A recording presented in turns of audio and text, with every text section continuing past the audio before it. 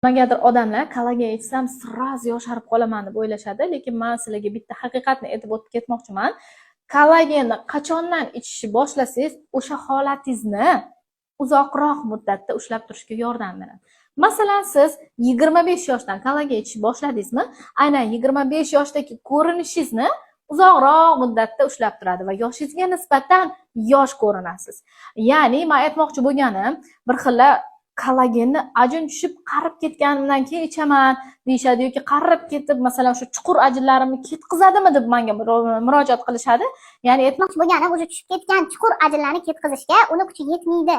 U faqat yoshlikni saqlab qolishda yordam beradi. Ma'lum miqdorda to'g'ri, terini namlantirgani uchun mayda ajinlarni kamaytirishda yordam beradi, o'sha ajinlarni yoyishda yordam beradi, lekin butunlayga yo'qotib siz 18 yosh qila olmaydi. Shu sabab siz kollagenni hozirdan boshlashingiz kerak bo'ladi. Aynan kollagen inson tanasida 20-25 yoshdan keyin ishlashi sekinlashadi. Aynan mana shu paytda o'sha siz kollagen ichishni boshlasangiz, sizni mana shu ko'rinishingizni, hozirgi holatingizni uzoqroq muddatda ushlab turadi. Chunki kollagen terini namlantiradi, terining elastikligini oshirishga yordam beradi, soch to'kilishlarini oldini oladi. Ya'ni teri namlangandan keyin teri yaxshi bo'ladigan bo'lsa, sizda ajin tez tushmaydi. Shuning uchun ham yoshingizga nisbatan yosh ko'rinib yurishni xohlasangiz, hoziroq kollagen ichishni boshlang.